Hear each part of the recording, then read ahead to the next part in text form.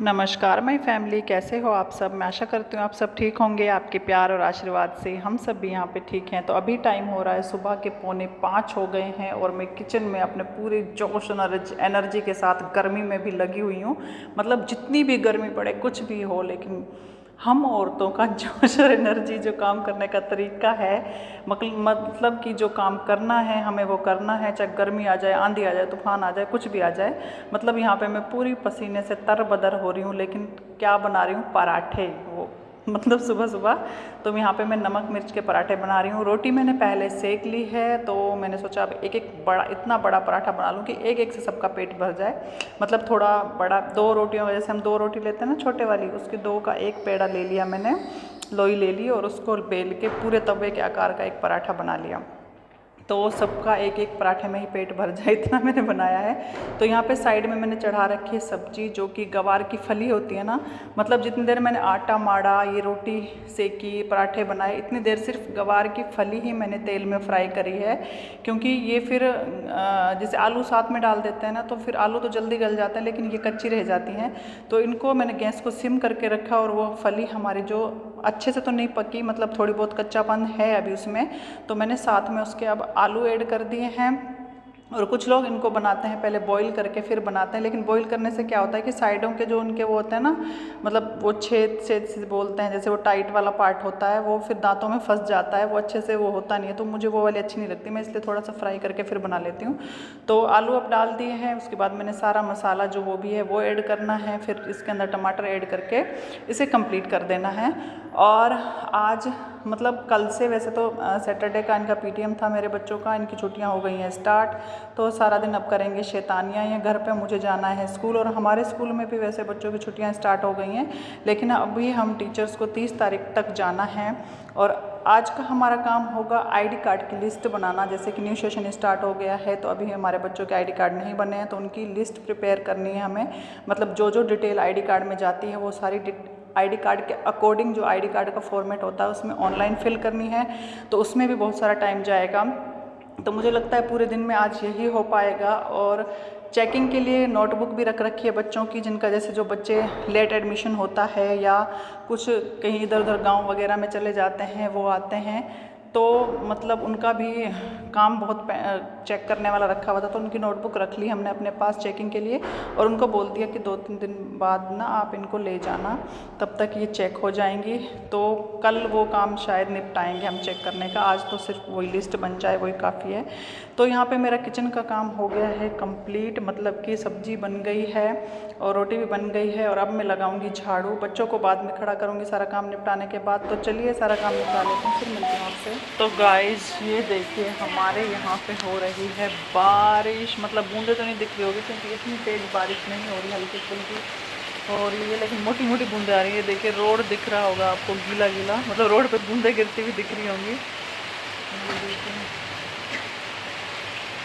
और मौसम तो क्या ही कहें, बारिश हो रही है फिर भी गर्मी हो रही है बहुत तेज़। जब तक तेज़ बारिश नहीं होगी ना, तब तक मौसम ठंडा नहीं हो सकता है। ये देखिए, अच्छा लग रहा है बारिश हो रही है। मैं सोच रही हूँ बहुत तेज़ बारिश हो जाए, मज़ा आ जाए मुझे। क्यों? आज हमारी चिड़िया है। अरे देखो मरने वाली होगी। तो हम क्या बताओ, उसे बचा भी सकते हैं। जा उठा लगा। नहीं, फिर बारिश बंद होएगी फिर देखते हैं। तब तक तो मर भी जाएगी। हाँ तो फिर जिंदा होगी तो पानी से कहाँ पड़ी, कहाँ है? यहाँ पड़ी है पैर की। तो गाइस ये लड़की मेरे बारिश पीछे से पड़ गई बचने कि ये के लिए चिड़िया।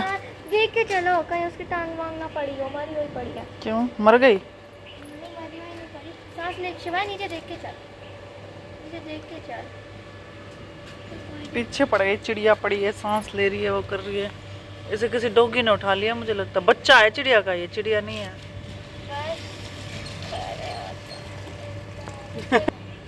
तो गाइस ये चिड़िया का ना बच्चा है, किसी घोंसले से गिर गया है, चींटियां भी चिपक रही हैं इसे।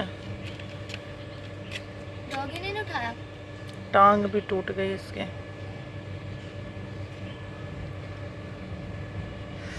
कहाँ रखे हैं सब? उठा लोगे?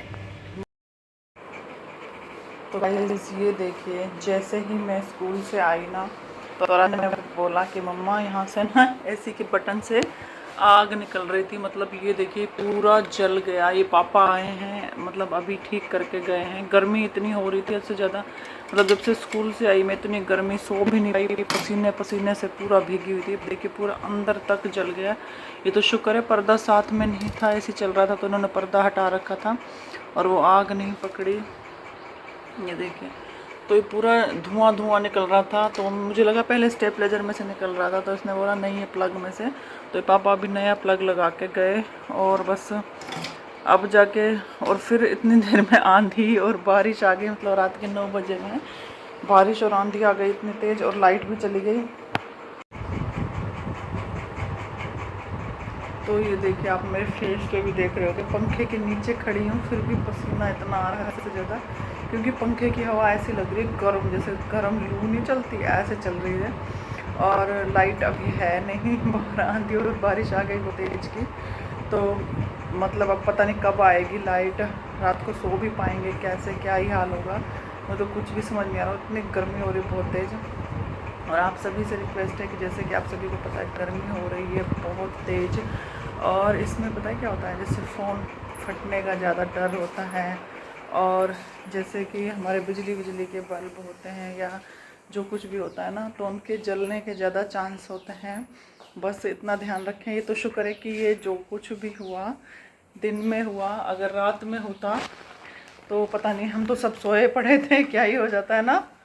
जिस तरीके से आग लगी प्लग में, आराध्या कह रही थी पूरा, कह रही जैसे अगरबत्ती जलती है ना, इससे पूरा धुआं निकलने लग गया बहुत तेज तेज। तो वो गैस पता नहीं चला था। एक्चुअली क्या था कि मैं रसोई में बैठा हुआ था, रात अपना काम कर रही थी, तो उसने देखा कि जैसे ही वो कमरे में घुसी तो उसने देखा पापा धुआं सा निकल रहा है सॉकेट में से। तो मैंने बोला अच्छा, फिर देखा तो फिर धुएं का फटाफट फिर हमने मतलब उसका सॉकेट भी बंद करा, और फिर उसके बाद नहीं तो अगर ज़्यादा देर हो जाती तो फिर दिक्कत हो सकती थी।